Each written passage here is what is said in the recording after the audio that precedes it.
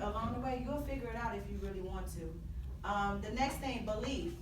An acceptance that a statement is true or that something exists. Faith or confidence in someone or something.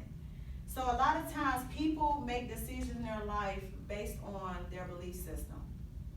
Whatever you believe. Everybody got a different belief system. It's not just from a spiritual standpoint. It could be your belief system on what you think about politics. What do you think about the school system? So it's a belief system connected to everything.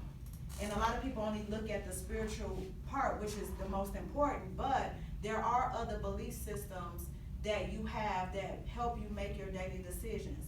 And when we was talking about the clock, that's where it's at right here. This is where our belief system lies. And number 4, in our feelings, which is, again, the trained set of thoughts and responses. And remember, we talk about trained is something that you will learn. Rather, you taught by your parents or your upbringing or something that you adopted yourself going through life. But the key word to this is trained, so that it means it's not permanent. So let's say, I'll use an example. There was this guy who said his belief system was there was nothing wrong with stealing.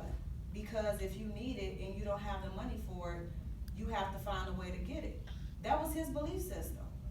Now, some of us might say, nah, man, that don't sound right. You know, it's wrong. I get what you're saying, but you can't justify it like that. But that's what he wholeheartedly believed. So in order for him to change that belief system, he has to be retrained. Because maybe it was his environment growing up where nobody told him that, you know, stealing was bad. Or maybe somebody taught him exactly, if you gotta get it, get it.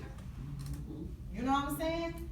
But just because you were taught something doesn't mean that it is right. And that's something hard because you're like, that's what I was told. Especially from people that you trust. When you get, you know, advice and opinions from the people that you really look up to, you do take that to heart. So if your parents are telling you something, you're considering that, you believe that, and it's going to take a lot for you to move from that belief system. So with that being said, some things that our parents have taught us, some things that our pastors have taught us, some things that our spouses, whoever, our boss, everybody has taught us, does not mean it's going to always be in alignment with what you believe too. And we're going to talk about that in another class. But anytime you have a belief system, so you believe this, but you're acting this way, that just means you got to get back in alignment with what you believe, if it's healthy and if it's righteous. But if you know it's something that's negative and it's not really your belief system, but you're doing it, all it means is you have to just make a decision and get back in alignment. That's all that it really means. And a lot of times people know when they do wrong when they do it. You know, it's just like, you just kind of get caught up in that circle and you just keep doing it, even though you know, like, this is not best for me, it's not serving the best for me, and it's hard. And I like to call them strongholds because when you know better, it seems like that's when it's even harder, you know. And the things that don't really matter is like you can stop doing that or not do it easily. So this is where we want to do our work and to change our belief system and even about ourselves. If you have a belief system that I'm not good enough, guess what? That's what you attract. People are going to see that.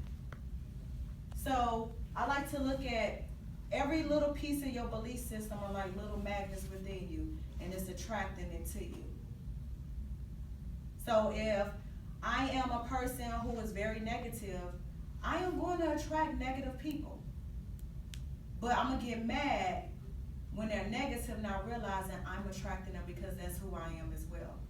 And then, you know how you got some magnets where right away, as soon as you put them together, they just snap together. And then you have some where they kind of come together and they fall apart. The ones that fall apart is not a strong connection. There's no attraction. So you might connect something, but it might not stick long, like some of your friendships. You might come together and some just fall off. It's a reason why it's not still there. And then ones that's still there is the reason why. There's a strong attraction there.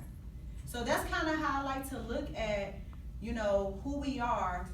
We're actually going to attract those things. But it doesn't mean you're not going to attract other things. It's just not going to stick, you know, and that's